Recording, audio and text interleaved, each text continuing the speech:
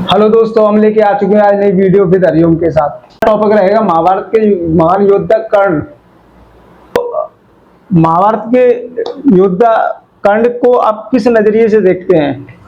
भारत में कर्ण की भूमिका की अगर बात की जाए तो कर्ण जैसा मित्र और कर्ण जैसा दानवीर और कर्ण जैसा शिष्य और योद्धा भी आप बोल सकते हैं। योद्धा तो ये बताइए कि कर्ण और दुर्योधन की मित्रता कहां से और कैसे चालू हुई?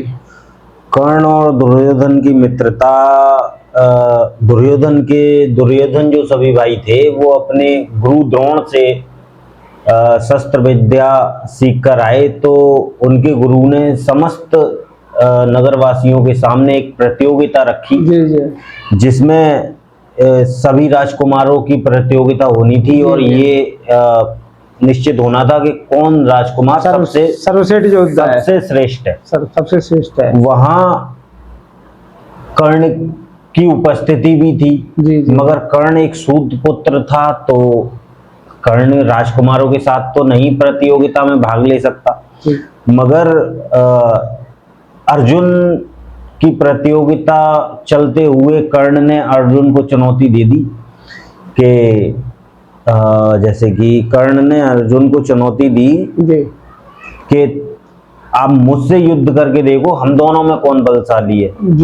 तो अर्जुन ने कर्ण से बोला कि तुम एक सूत पुत्र हो और राजकुमारों के साथ तो नहीं लड़ सकते। तब दुर्योधन ने अंग प्रदेश का राज्य कर्ण को अंग प्रदेश का राजा बना दिया। अंग प्रदेश का राजा बना दिया। तभी से कर्ण और दुर्योधन की मित्रता चालू हो गई, शुरू हो गई। तो ये बताएं, कर्ण और दुर्योधन की मित्रता के बारे में आप क्या कहना चाहेंगे? कहाँ तक चली, कैसे चली? कर्ण और दुर्योधन की मित्रता के बारे में अगर हम बात करें तो कर्ण जैसा मित्र तो हो ही नहीं सकता। क्योंकि जिस इंसान को ये मालूम हो कि सामने भगवान नारायण हरि श्री कृष्ण खड़े हैं फिर भी अपने मित्र का साथ दे, तो इससे तो बड़ी कोई बात हो ही नहीं सकती। तो मित्रता का परिचय तो आप यहीं से ले सकते हैं।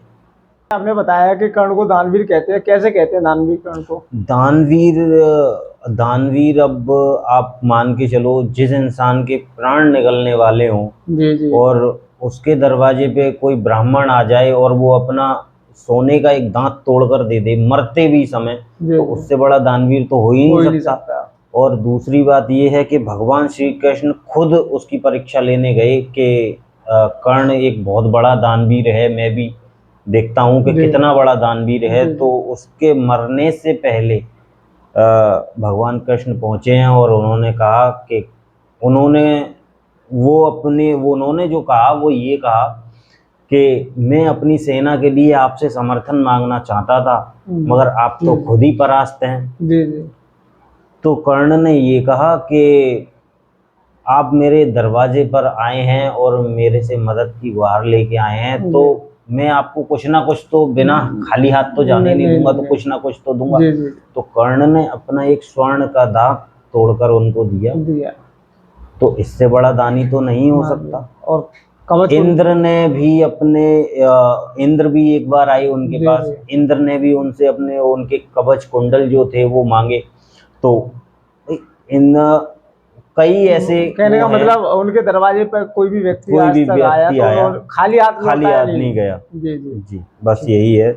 और तो कर्ण के बारे में बहुत सी बातें हैं, कुछ लोगों का कुछ विचार है, कुछ लोगों का कुछ मानना है। कोई कर्ण को अच्छा भी मानता है, कोई कर्ण को बुरा भी मानता है। अब बुरा तो आप ये समझिए मित्रता के दायरे से देखे तो कर्ण बहुत अच्छा है। उसको पता था कि मित्र मेरा गलत कर रहा है, फिर भी मित्रता के प्रति उसने अपने प्राणों का त्याग कर दिया। जबकि उसको ये भी मालूम था कि सामने भगवान श्री कृष्ण खड़े हैं और जब भगवान जिसके साथ हैं तो वहां तो युद्ध जीतना मुश्किल ही नहीं, नामुमकिन ही है। मगर फिर भी उसने अपने मित्र का साथ दिया। तो आज के टाइम में तो ऐसी मित्रता हो ही नहीं सकती। भगवान ने भी काफी बार उसको अपॉर्चुनिटी दी थी। अगर भगवान की बात की जाए तो युद्ध के दौरान भगवान श्री कृष्ण अर्जुन के रथ पे सवार थे और हनुमान जी ध्वज पे ध्वज पे जो ध्वज लगा हुआ जी था, जी जी, फ्लैग ऊपर लगा हाँ हुआ था। फ्लैग जो लगा हुआ था उस पे विराजमान थे। जी। और कर्ण और अर्जुन का युद्ध चल रहा था, तो जी। कर्ण अर्जुन जब बाण चलाते थे तो कर्ण का रथ काफी पीछे चला जाता था, कर्ण का, जी। मगर जब अर्जुन जब तीर चलाते थे तो जी। कर्ण का रथ थोड़ा पीछे जाता। जी जी कर्ण जब बाण चलाते तो अर्जुन का रथ भी थोड़ा सा पीछे जाता, जबकि अर्जुन के रथ पे भगवान कृष्ण हैं और ध्वज पे हनुमान जी हैं, तीनों लोग के स्वामी बैठे तीनों हुए हैं। लोग के स्वामी बैठे हैं, हम्म। फिर भी उसका रथ पीछे जाना बहुत बड़ी बात बहुत होती बड़ी है। बात होती है। तो अर्जुन जब तीर चलाते तो भगवान कृष्ण जो है प्रशंसा करते कर्ण की, तो अर्जुन ने झुंझलाकर पूछ ही लिया कि माधव आप मेरे सारथी हैं, मेरे साथ हैं, जब मैं तीर चलाता और हूँ कर्ण का रथ मैं काफी जब पीछे वो चला तीर जाता है। चलाता हूँ और उसका रथ काफी पीछे चला जाता है, तब और तो आप कुछ नहीं बोलते, और कर्ण के चलाने पे हमारा कुछ पग ही पीछे कुछ जाता पग है। पीछे जाता है। तो भगवान कृष्ण कहते हैं कि तुम्हारे रथ पे मैं स्वयं विराजमान हूँ और ध्वज पे हनुमान विराजमान है और तुम्हारे पहियों को शेषनाग ने पकड़ रखा है, तब उसके बाण से तुम्हारा रथ पीछे जा रहा है। तो इसमें तो कोई दौरा नहीं है।